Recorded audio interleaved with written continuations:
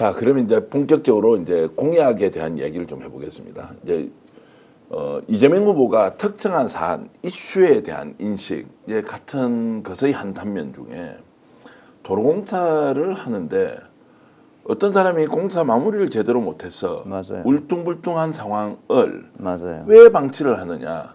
그러면 이 사람은 한 5만 원 정도 자기가 아껴 쓸 수는 맞아요. 있으나 그런데 이 차량으로 이동하는 수십만 명, 수백만 명의 사람은 그것이 울퉁불퉁함으로 인해서 맞아요. 얼마나 많은 피해를 맞아요. 왜냐하면 그것이 다 자동차 고장으로 이어지고 이렇게 되면 훨씬 더 많은 피해를 보는데 왜 이걸 그대로 두느냐. 그래서 지금부터는 만약 울퉁불퉁한 상황을 방치하게 되면 아예 이 사람한테 공사를 다시 시킬 것이고 영원히 공사를 주지 않을 것이다. 이런 그렇죠. 방식으로 입찰 제도를 개선하라고 하니까 맞아요. 그 문제가 완벽하게 해결이 되어 해결됐죠. 버렸다는 거예요. 그렇죠.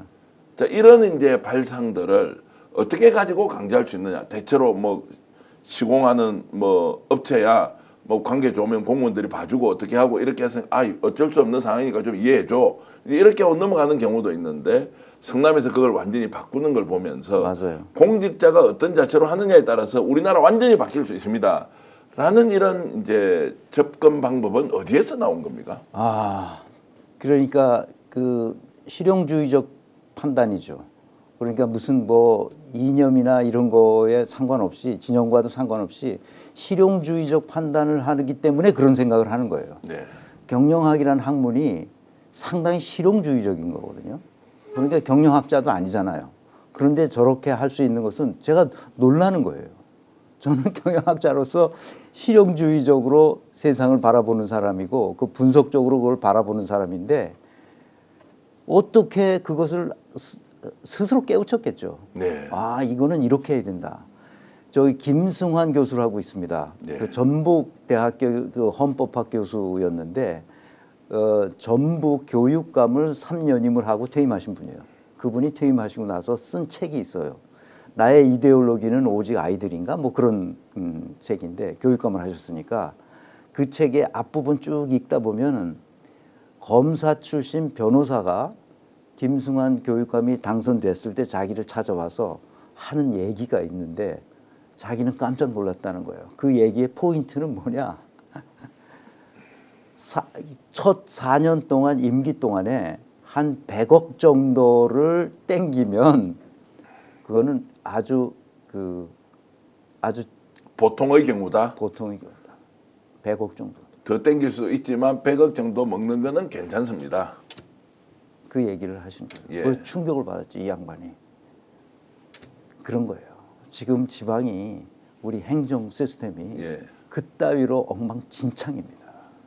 이거를 바로 잡아야 돼요. 이거 이재명이 이걸 바로 잡을 겁니다. 저는 그렇게 생각해요. 자, 그래서 이제 이걸 좀 우리가 분석적으로 접근해서 이재명은 그러면 국가의 예산, 돈, 그리고 자신이 앉아 있는 자리에 대한 인식을 보통 정치인들과 다르게 할 것이다. 첫 번째, 우리가 쓰는 예산이라는 것은 국민이 피땀 흘려서 내준 돈이니 이 돈은 내 돈이 아니고 남의 돈이기 때문에 더 아껴 써야 한다. 맞아요. 바로 더 효율적으로 써야 한다. 그러면 국민의 세금이잖아요. 예. 그 인식을 가지고 있고 어떤 정치인은 이 돈은 내 돈이 아니기 때문에 막 써도 되는 돈이다. 맞아요. 야, 그래서 이것 좀 해볼까 저것 좀 해볼까 거기에 콩고물 묻어 있는 거 뭐가 있지 이거 내가 좀 먹을 수 있어? 맞아요. 자, 이렇게 생각을 하는 정치인. 맞아요. 이렇게 이제 우리가 좀 대비를 할 수 있을 것 같고요. 그러니까 그 윤석열과 이재명은 완전히 극과 극인 거예요. 그래서 우리나라 재정이 별로 한 것도 없이 지금 마이너스 경제로 추락하고 있는데 경제 성장률이 그런데 국가 재정은 빵꾸가 났습니다. 벌써. 이건 뭐예요? 1사분기에 51조인가 빵꾸 또 났더라고요. 다 날아간 겁니다. 예, 예. 그냥 공중에 날아간 거예요. 예. 있을 수 없는 일이 벌어진 겁니다. 한덕수가 그런 친구예요. 최상목이 그런 친구입니다. 모피아들이 제가 잘 알아요. 한국은행에서 제가 20년을 근무한 사람인데 모피아들을 왜 모르겠어요. 걔네들은 순전히 자기 자신을 위해서 일합니다. 모피아들이. 심각합니다. 그거를 이재명이 고쳐놔야 돼요. 예. 뿌리째 고쳐야 됩니다. 자, 그래서 이제 돈에 대한 생각이 다르다. 예산이라는 것은 내 돈이 아니고 국민들이 모아준 돈이기 때문에 이것을 알토란처럼 써야 한다. 공적 자산을 누군가에게 매각할 때는 이것은 공익적 요소를 어떻게 반영해서 그러면. 시장주의를 인정하고 공적 가치도 구현하도록 그렇죠. 통제하는 방법이 없느냐. 이게 이제 대장동 개발 사업에서 그렇죠. 자, 환수하는 방식을 그렇죠. 선택하고 민간도 이익을 주지만 공적으로도 환수해내는. 그렇죠. 민간 개발로 갔으면 그 돈이 다 이제 민간 영역으로 이전이 됐을 텐데 이것을 이제 적정한 수준에서 막아냈다. 원래 공공 개발로 하려고 그랬던 건데 네. 그때 국힘당이 그 새누리당이죠. 그거를 반대해 가지고 민간으로 다 바꿔버렸죠. 예. 그 공동으로 한 거 아니에요. 예, 예. 공동으로 해. 그래서 민간에 돌아가는 돈을 다 회수, 그래도 나머지 조금만 먹고 다 회수해서 네. 5천억인가 5,500억인가를 만들어서 성남 시민들한테 쓰도록 한 거 아니에요. 그러니까 7천억을 이제 실제로 만들었는데 네. 그 배임이라고 해서 왜 9천억 안 만들었냐고 다시 검찰에서 수사를 내서 이제 제거하려고 했던 것인데, 자, 지금 우리가 예산, 돈에 대한 얘기를 했고요. 이제 인식에 대한 문제입니다. 두 번째는 자리에 대한 것을 어떻게 판단하고 있느냐. 자, 국민을 대신해서 내가 앉아 있는 자리이니 이 자리를 만들어준 사람은 바로 국민이다라는 것을 확고부동하게 생각하고 있는 정치인과, 이 자리는 내가 국민보다 더 똑똑하고 더 잘났고 더 많은 경험과 지식이 있으니 내가 여기에 당연히 앉아서 여러분들을 계몽하고 지도하고 이끌어가야 되는 일종의 선택받은 사람이다라고 하는 생각, 이 차이가 근본적으로 다른 거 아닙니까? 그렇죠. 아주 확실히 다르죠. 그러니까 이재명은 어떻게 생각하느냐.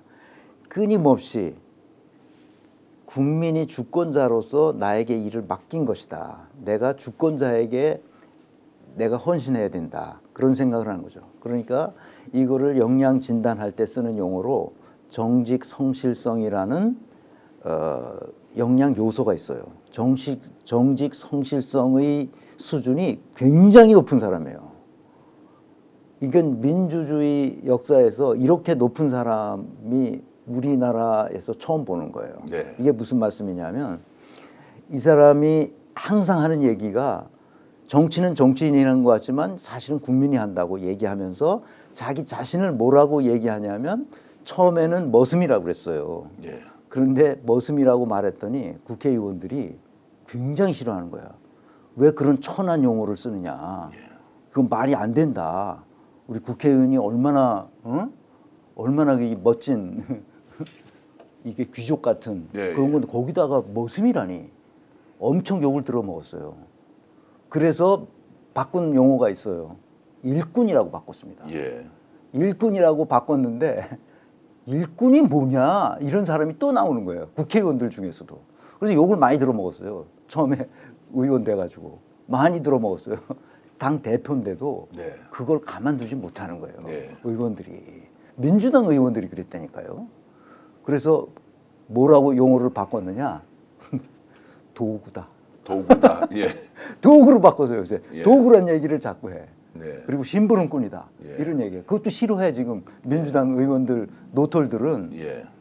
구세태를 가지고 있는 이 정치인들이 이재명을 싫어하는 것은 바로 그런 용어 때문에. 아니 우리가 지금 어떻게 해서 국회의원을 돼서 여기까지 왔는데 우리가 심부름꾼이라니, 우리가 도구라니 말이 돼? 이런 생각을 겉으로는 지금 말을 못해요. 네. 그런데 속으로는 계속 그러고 있는 거예요. 그러니까 이제 그런 정치인이라고 하는 것의 단어에 대한 개념 정의를 아예 달리 해버리는. 완전히 달리하는 거죠. 예, 지도자, 리더, 그런 거 싫어해요. 그러니까 이끌어가는 사람보다는 이 사람들이 준 내한테 맡긴 권한을 그렇죠. 충실하게 집행하는 대리인이다. 그렇죠. 그리고 정치는 그거예요. 국민이 하는 것이다. 네.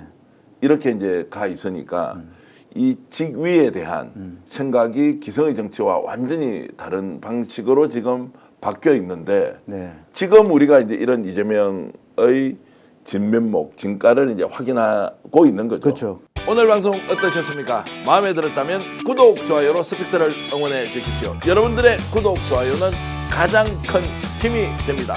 스픽스 구독, 좋아요.